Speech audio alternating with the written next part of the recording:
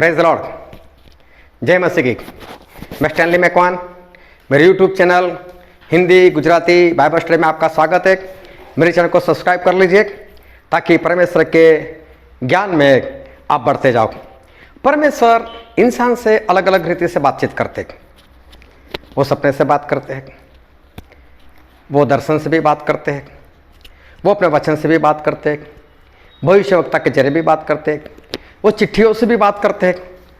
लेकिन उनका बात करने का सबसे बढ़िया और सबसे फायदा कारक जो तरीका है हमारे लिए वो कौन सा है? वो किस तरह से हमसे बात करे जिससे हमको सबसे ज़्यादा फायदा होने पाए, ये जानने के लिए इस वीडियो में अंत तक बने रहो।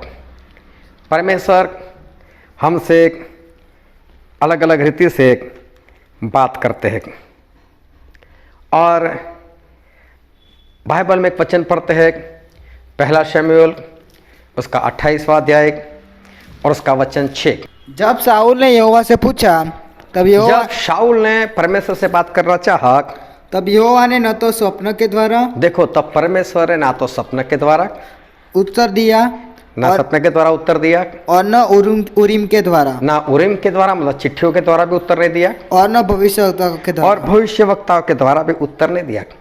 मतलब परमेश्वर सपने से भी बात करते हैं, उरीम मतलब चिट्ठिया से भी बात करते हैं, और तीसरी बात भविष्यवक्ताओं के साथ भी वो हमारे साथ वो बातें करते हैं। तो यहाँ 3 बातें बताइए, परमेश्वर इस 3 तरह से हमारे साथ बातें करते हैं। अभी एक वचन और पढ़ते हैं जो है इब्रानी उसका पहला अध्याय और उसका पहला और दूसरा वचन। पूर्व युग में परमेश्वर ने बाप दादाओं से थोड़ा थोड़ा करके और भांति भांति से भविष्यवक्ताओं के द्वारा बातें कर। देखो पुराने समय में परमेश्वर ने हमारे पूर्वजों के साथ भविष्यवक्ता के जरिए बात की, फिर इन अंतिम दिनों में हमसे पुत्र के द्वारा बातें की, और अंतिम दिनों में पुत्र मतलब प्रभु के द्वारा भी परमेश्वर ने हमसे बात की। मतलब भविष्यवक्ताओं के जरिए और प्रभु के जरिए भी बात की। फिर यहेजकेल में ऐसा लिखा है, यहेजकेल उसका 8वां अध्याय और उसका पहला और दूसरा वचन। फिर 6वें वर्ष के 6वें महीने के 5वें दिन को जब मैं अपने घर में बैठा था और यहूदियों के पुरनिये मेरे सामने बैठे थे, तब प्रभु यहोवा की शक्ति वहीं मुझ पर प्रकट हुई। यहाँ पर लिखा है कि परमेश्वर की शक्ति प्रकट हुई और तब मैंने देखा कि आकाशा एक रूप दिखाई देता है। देखो तब मैंने देखा मतलब विजन देखने लगे यहेजकेल, मतलब दर्शन के जरिए भी परमेश्वर इंसान से वो बात करते। अभी ध्यान से समझना, एक परमेश्वर सपने के जरिए बात करते। जब आप सो जाते हो, गहरी नींद में होते हो, आपको कुछ नहीं पता, तब परमेश्वर आपको सपना देते हैं। जिस तरह से उन्होंने अलग अलग लोगों को बाइबल में पढ़ना, तो अलग अलग लोगों के साथ सपने में बात की। यूसुफ से बात की सपने में, फिर उन्होंने बात की फिरौन से बात की, फिर उन्होंने बात की नबूकदनेस्सर से बात की, उन्होंने सुलेमान से सपने में बात की। तो परमेश्वर इस तरह से सपने में बात करते। दूसरी बात करते हैं वो दर्शन से। दर्शन एक ऐसा है कि जिसमें इंसान जाग रहा है, हो सकता है उसकी आंखें खुली भी हो और हो सकता है उसकी आंखें बंद भी हो, लेकिन उसको कुछ दिखाई देता है जो उसके सामने नहीं है, ऐसी बातें दिखाई देती है। और परमेश्वर उससे इस तरह से दर्शन में भी बात करते हैं। एक दर्शन उसको भी कहा जाता है जो है तो सपना, इंसान गहरी नींद में ही है, लेकिन सपना इस तरह से देख रहा है, उसको अनुभव ऐसा होता है जैसे उसके सामने सही में ऐसा कुछ हो गया, तो उसको भी दर्शन कहा जाता है। तो इस तरह से परमेश्वर सपने के जरिए दर्शन के जरिए बात करते हैं।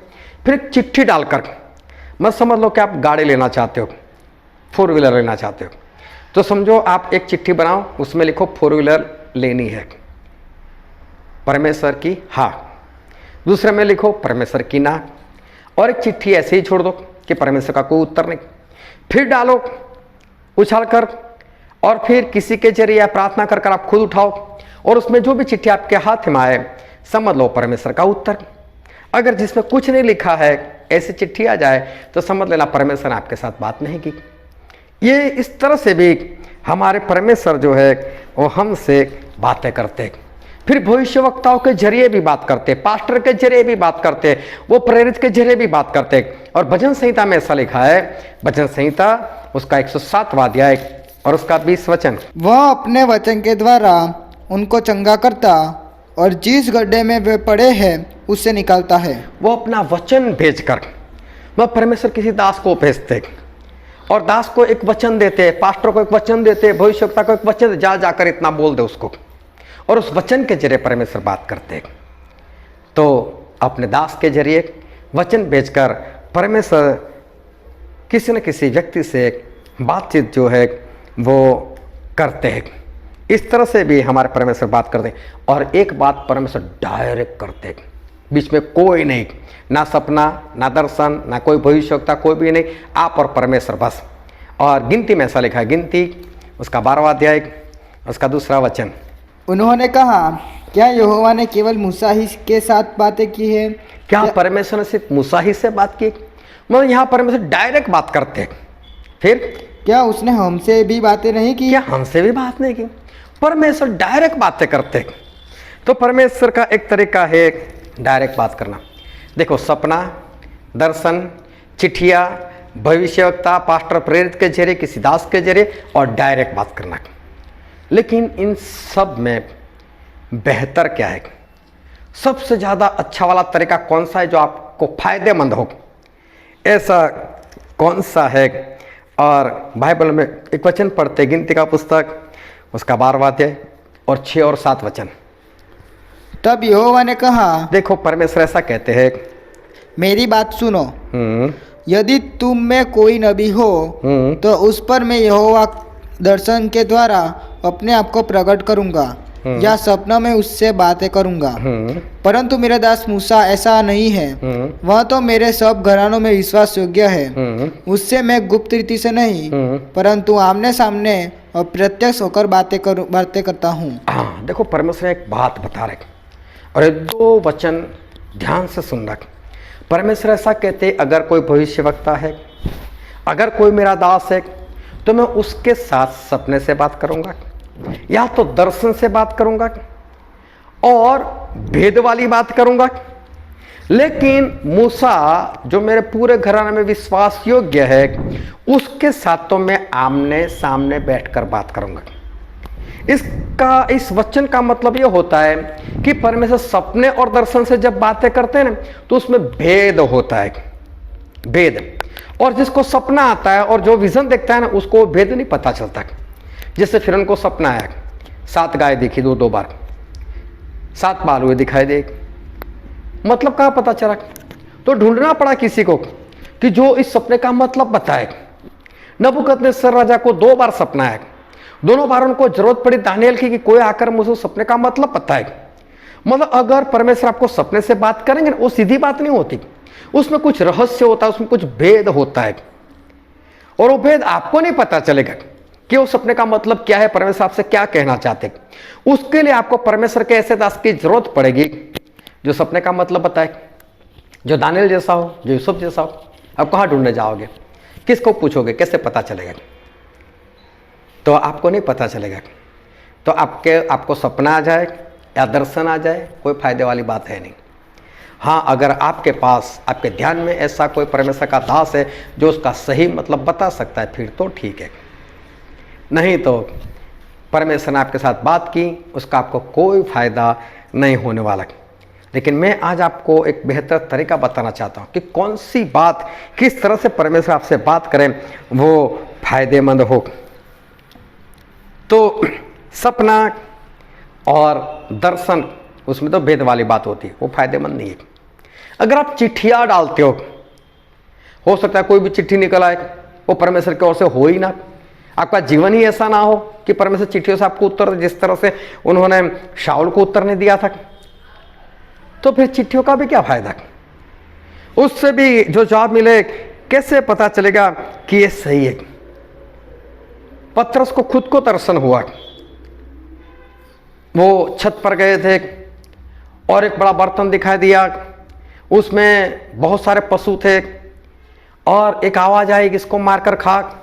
तो पतरस ने बोला ये तो नापाक है, मैं नहीं खा सकता। तो परमेश्वर की आवाज़ है जिसको मैंने शुद्ध माना है उसको तू अशुद्ध न जान।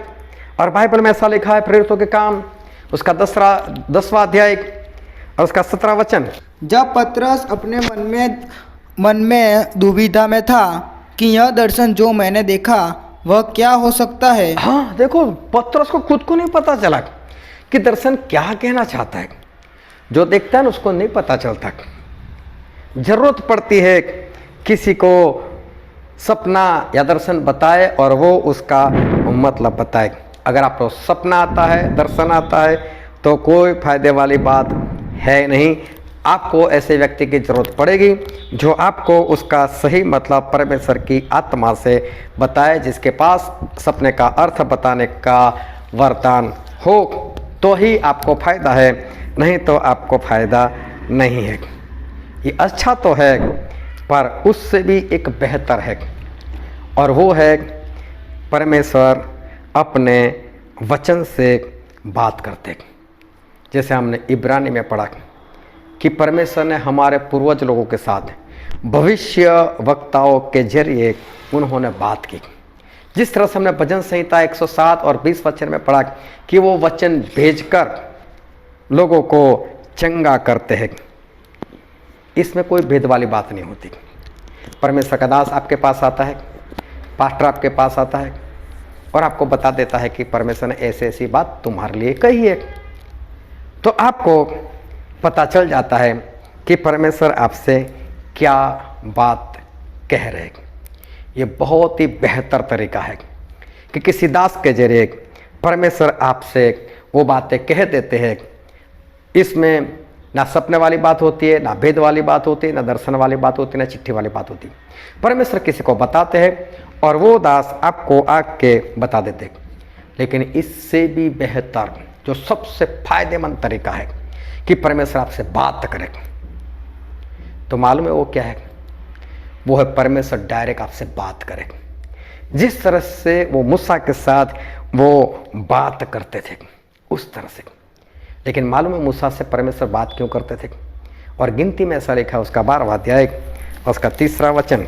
मूसा पृथ्वी पर के रहने वाले सब मनुष्यों से बहुत अधिक नम्र स्वभाव का था।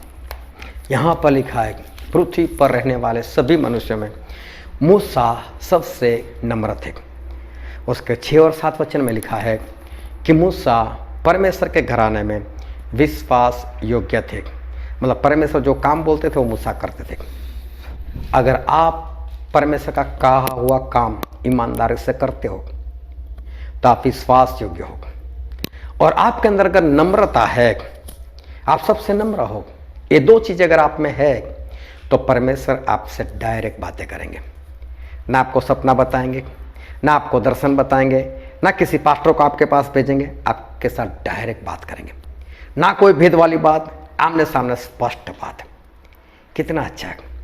हम सब कुछ समझ सकते हैं कि परमेश्वर मुझसे क्या कहना चाहते हैं, क्या होने वाला है, कैसे होगा, और मैं आसानी से समझ सकता हूँ। ये सबसे बेहतर अगर परमेश्वर आपके साथ इसी तरह से बात करे तो। लेकिन इसी तरह से परमेश्वर आपके साथ तभी बातें करेंगे जब आप नम्र होंगे। और नम्रता का मतलब क्या है? कि जो परमेश्वर के दास के पास सुनने के लिए जाता है। जो ऐसा बोले मैं चर्च में नहीं जाऊंगा, क्या परमेश्वर मेरे साथ घर में बातें नहीं करेंगे? मैं किसी संगति में नहीं जाऊंगा, क्या परमेश्वर उसी दास के जरिए मेरे साथ बात करे? क्या मेरे साथ डायरेक्ट बात नहीं कर सकते? मैं तो घर में रहूंगा। तो ये नम्रता नहीं है, ये विश्वास योग्यता नहीं है। परमेश्वर आपके साथ बात नहीं करेंगे।